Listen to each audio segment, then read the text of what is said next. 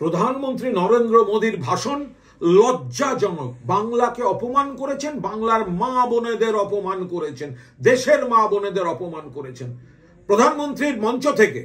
সেখানে বিজেপি নেতারা বলছে অপারেশন সিন্দুরের পর অপারেশন বাংলা, অপারেশন সিন্দুর সে তো জঙ্গিদের বিরুদ্ধে। বাংলাকে আপনারা জঙ্গিদের সঙ্গে তুলনা করছেন, পশ্চিমবঙ্গবাসীকে জঙ্গিদের সঙ্গে তুলনা করছেন। বাংলাকে আপনারা অপমান করলেন।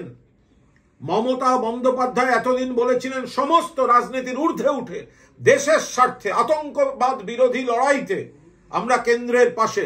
অভিষেক বন্দ্যোপাধ্যায় সর্বদলীয় প্রতিনিধি দলে বিদেশে রয়েছেন। বৃহত্তর স্বার্থে রাজনীতির ঊর্ধ্বে উঠে তৃণমূল কংগ্রেস সংহতির বার্তা দিয়েছে, দায়িত্বশীল বিরোধী দলের ভূমিকা। কিন্তু এই যে নোংরামিটা বিজেপি করলো, বাংলাকে অপমান করা, অপারেশন সিন্দুরের সঙ্গে অপারেশন বেঙ্গল।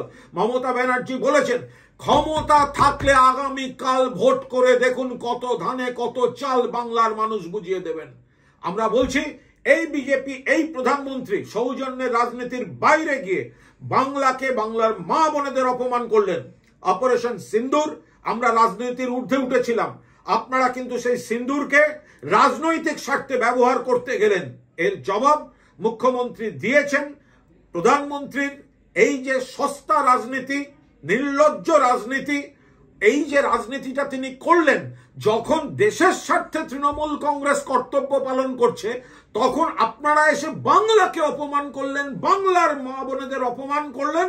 এর জবাব বাংলার মানুষ কড়ায় গন্ডায় বিজেপিকে বুঝিয়ে দেবে। বিজেপিকে এর মাসুল গুনতে হবে। গণতান্ত্রিক পদ্ধতিতে বিজেপি আবার প্রত্যাখ্যাত হবে বাংলার মাটি থেকে।